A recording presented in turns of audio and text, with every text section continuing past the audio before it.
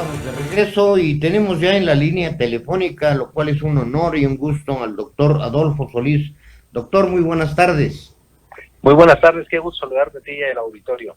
Pues déjeme brevemente darle una introducción. Ya hicimos un preventivo en nuestra página web de Express Metropolitano, porque pues siendo un personaje que ha estado por prácticamente todo el mundo viendo asuntos sobre todo de carácter hacendario, de cuestiones tributarias, estoy viendo aquí un currículum resumido. Ha estado usted desde Honduras, El Salvador, Nicaragua, Costa Rica, Panamá, Venezuela, Brasil, Argentina, Perú, también en Hong Kong, en Shanghái, en Beijing, en China.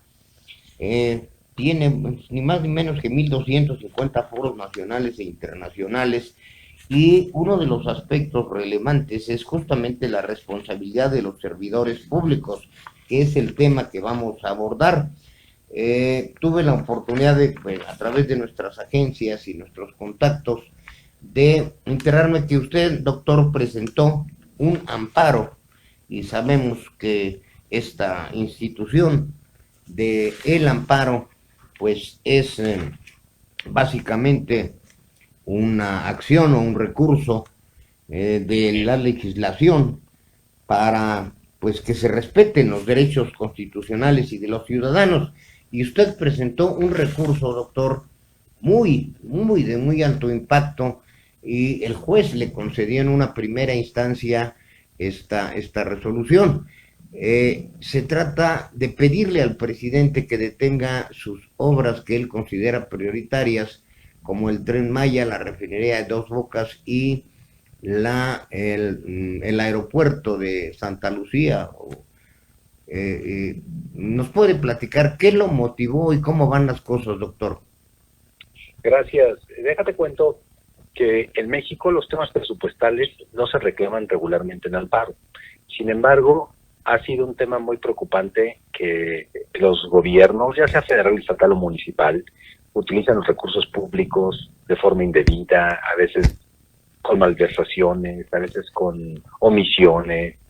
Y yo me di cuenta que ahora que surgió el COVID-19, pues todos los proyectos seguían caminando, pero los hospitales sin cobertura hospitalaria, sin capacidad de atención, sin los insumos básicos y en particular se seguían perdiendo vidas. También en los negocios se empezó a generar el cierre de negocios, el despido de trabajadores, y lo más difícil para uno como abogado es ver que se empiecen a cometer una serie de injusticias sin que uno pueda actuar. Y por tanto presenté un amparo donde reclamo aspectos presupuestales donde yo digo, oye, está bien, presidente constitucional, secretario de salud, consejo de salubridad general, secretario de Hacienda, está bien, ustedes tienen facultades para decidir a dónde mandan el dinero público, pero en particular, si estás haciendo la refinería Dos Bocas, el Tren Maya, el aeropuerto Felipe Ángeles, si tienes el corredor transísmico, si entregas dinero a través del programa Jóvenes Construyendo el Futuro, si acabas de decretar la extinción de los fideicomisos y mandatos públicos, pues ese dinero tómalo de inmediato y mándalo a los hospitales a salvar vidas, mándalo a las empresas a preservar el empleo. ¿Qué prefieres, gobierno, como un valor supremo? ¿Prefieres continuar con la obra o salvar una vida? ¿Prefieres hacer la refinería o salvar una vida? Mándale dinero, inyéctale dinero inmediatamente. Y en eso se sustentó la acción.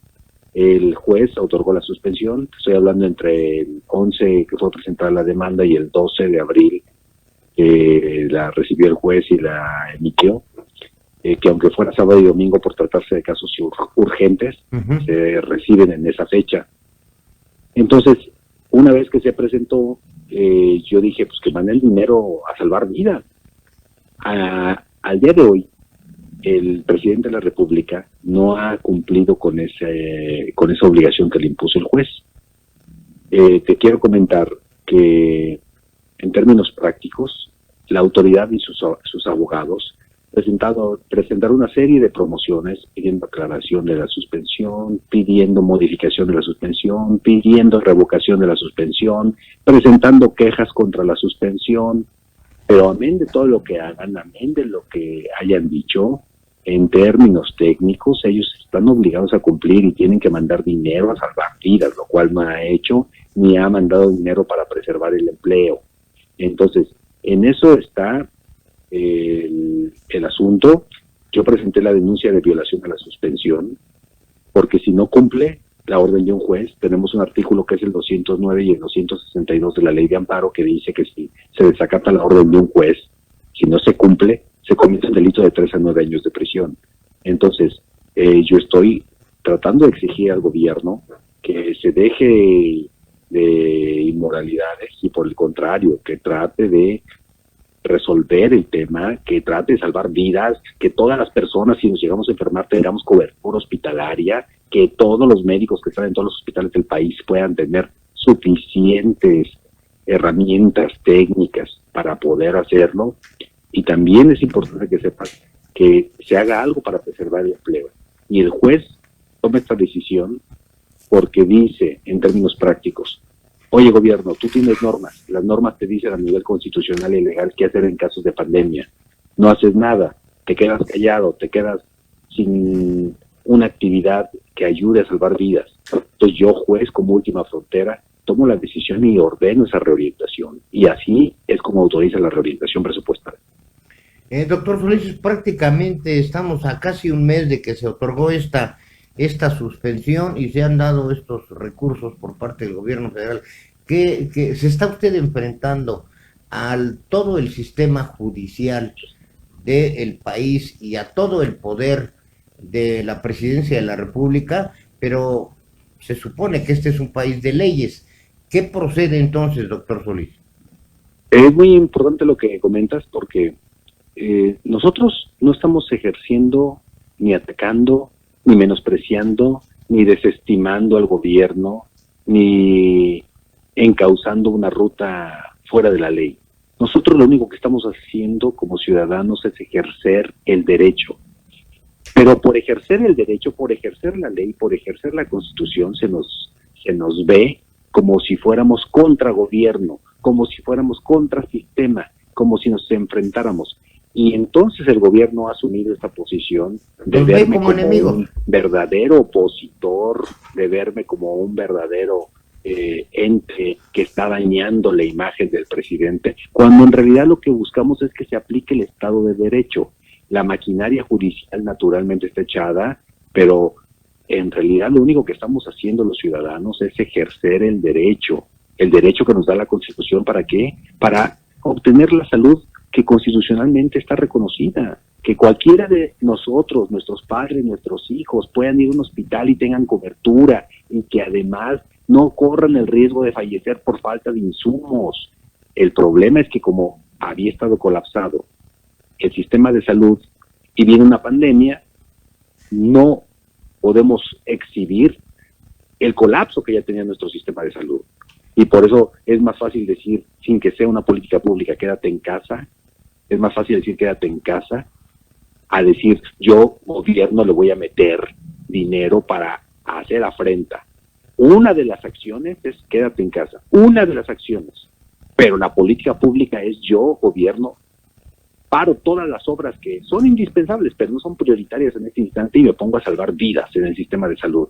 Me pongo a hacerle pruebas a toda la población, que todos los que nos escuchan, que nos digan qué persona ha recibido una prueba de COVID. ¿Qué persona? Y te darás cuenta que la capacidad para hacer pruebas es nula. Ahora, esto implica que no han cumplido, porque están en los tribunales debatiendo el tema. Pero la ley de amparo señala que deben de cumplir. Y si yo llego a demostrar ante el juez que hay un incumplimiento, el juez está en la aptitud de iniciar un procedimiento criminal contra el presidente de la República y contra el secretario de Hacienda. Y es un procedimiento de carácter oficioso que inicia el juez contra ellos por violar la suspensión, porque las órdenes del Poder Judicial son inobjetables y ni el presidente ni el secretario de Hacienda tienen la autoridad para ir contra la orden de un juez. En este caso jurídico, en el aspecto jurídico, ¿tendría que intervenir la Suprema Corte de Justicia de la Nación, doctor? La Suprema Corte es un órgano terminal. Ujú. La Suprema Corte va seguramente a conocer del caso. Sí. La Corte va a ir atrayendo esta facultad que le compete.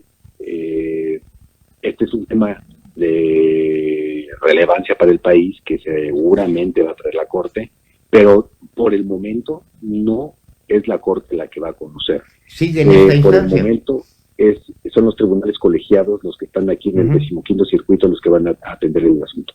Exactamente, pero aquí cada día cuenta porque cada día tenemos más enfermos y más muertos, doctor. Exactamente, y esta es la preocupación que yo tengo, porque un gobierno responsable lo que debió de haber hecho es decir, ¿sabes qué? Tengo la orden de un juez, ok, destinen fondos a hospitales, a salud, a salvar vidas, destinen qué más se requiere. Pero nosotros mandamos 2 aviones a China para que trajeran unos tapabocas, para que trajeran algunos insumos básicos, y con eso tratamos de dar cobertura al país. Pero te digo, una política pública debe ser más profunda.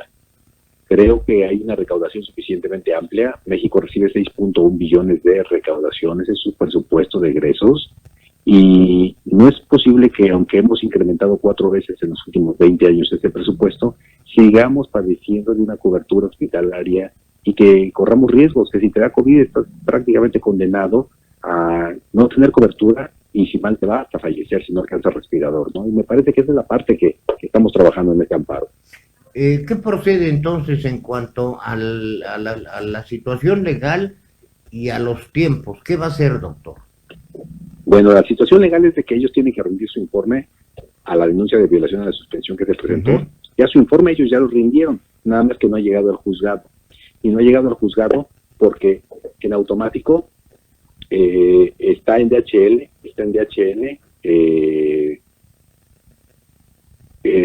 rodando.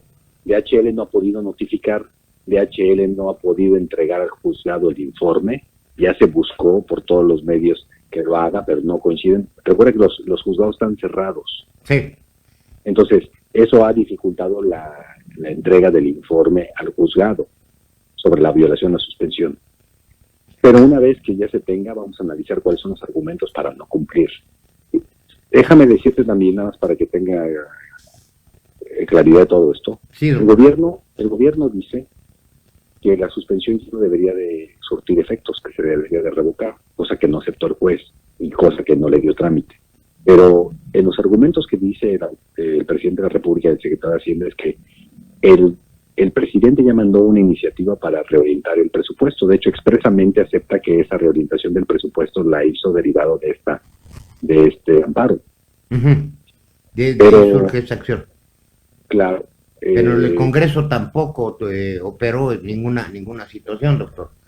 Correcto, exactamente. Entonces, pero nosotros no le dijimos al presidente, oye, envía un decreto donde te des una engancha para reorientar el presupuesto. Nosotros dijimos, dinero de la partida A de la obra A, pásala a dinero de la partida B de la necesidad B, que es salvar vidas o salvar el empleo.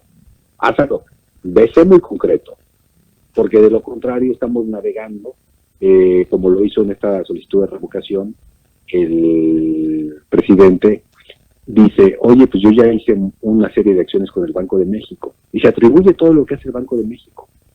Que no es cierto. El Banco de México es autónomo. Totalmente. Dice, yo ya hice una serie de acciones entre el BID y los hombres de negocios en México. Acuerde que en una mañanera salió y dijo que no estaba de acuerdo él, que el Banco Interamericano de Desarrollo hiciera acuerdos con el crédito con los hombres de el negocios, Consejo Mexicano de Negocios, ¿te acuerdas? Ajá. Entonces llegó y él lo criticó, y incluso hasta les dijo, no me gustan esos moditos. Pero aquí en el amparo es muy diferente el discurso. Aquí en el amparo dice, yo intervine para que lograran ese crédito a los empresarios con el Banco Interamericano de Desarrollo. Lo que te quiero decir es que tenemos un doble discurso. Tenemos el discurso social, el discurso donde sale cada mañana tratando de decirle a la población, miren, yo veo por ustedes, y tenemos el discurso práctico y jurídico donde prefiero litigar. De todos modos, de aquí, mientras yo esté litigando 2 o 3, 4 meses, pues ya pasó la pandemia, entonces ya no hay materia. Entonces él trata de alargar, pero ahí es donde yo me cuestiono, y por eso sigo con la denuncia de violación a la suspensión, porque me cuestiono, digo, pues que el presidente no trata de luchar por sus ciudadanos, si tratara de luchar por sus ciudadanos, estaría ahorita al pendiente de todos los que están perdiendo la vida. Estaría ahí con ellos, estaría dando los máximos insumos, estaría desviando el dinero de cualquier obra para salvar esas vidas. Para tener Pero una no se está haciendo, superinfraestructura no se está de haciendo, salud. y eso es por eso que sigo adelante con el amparo. Bien, doctor, pues usted insistirá en la situación jurídica, en la situación legal. Yo siento que se está enfrentando ahí, pues, a lo que en el argot de los abogados llaman chicanadas y situaciones para retrasar este proceso que ya fue determinado por un juez.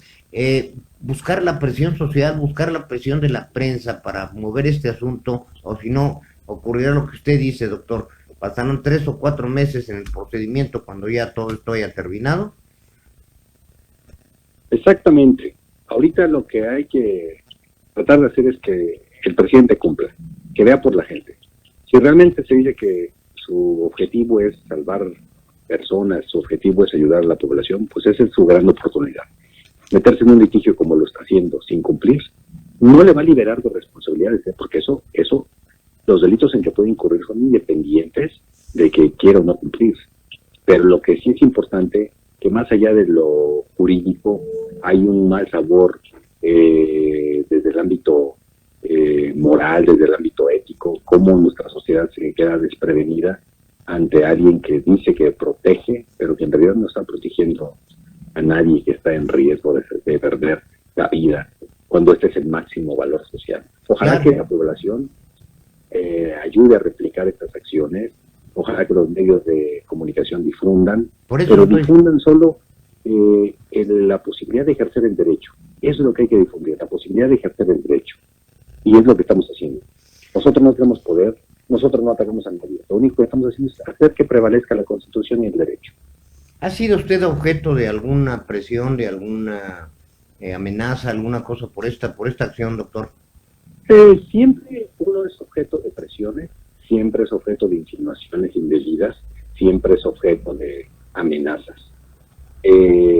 Por fortuna, yo creo en la ley, yo creo en el derecho, y me parece que las insinuaciones, las agresiones, e incluso las denostaciones de muchos grupos o personas, en el sentido de decir cómo estás yendo contra nuestro presidente, eres un enemigo del sistema, me parece que eso tenemos que superarlo, porque si hoy, después de 2 siglos de lucha social, la sociedad no puede ejercer sus derechos con la ley, nadie se está rebelando, nadie se está oponiendo, nadie se está haciendo nada a de espalda. Hay una batalla frontal en los tribunales donde se va a demostrar lo que es el ejercicio del derecho.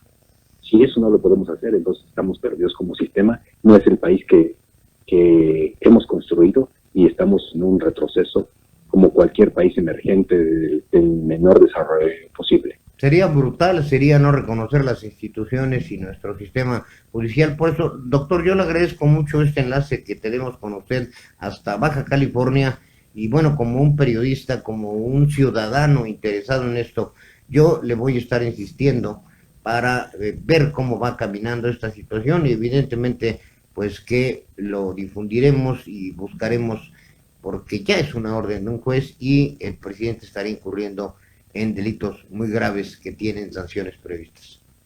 Yo me mantendré informados. Muchísimas gracias, doctor. Es usted un personaje y me agrada además su sencillez. Muchísimas gracias, Muchas doctor gracias. Solís. Saludos al auditorio.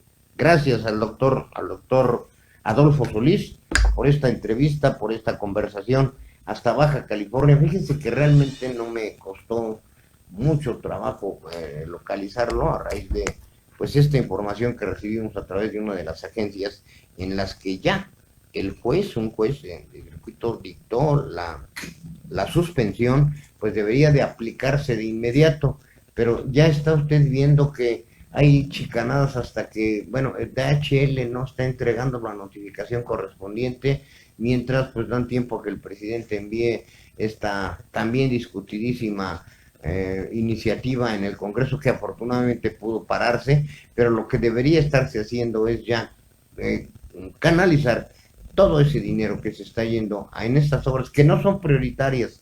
Bien lo dijo Angela Merkel de Alemania, una vida vale más que cualquier cosa, y creo que sí, la vida de los mexicanos porque ya son miles, ya son decenas de miles las que tenemos que padecer, y no son los caprichos, sino debe ser el derecho, la vía que el doctor Solís implementó desde hace ya casi un mes, imagínense, nada más. Bueno, pues le agradecemos al doctor Solís, vamos a crear conciencia en la sociedad, a sacudir al sistema judicial para que no salga con estas chicanadas mientras los mexicanos seguimos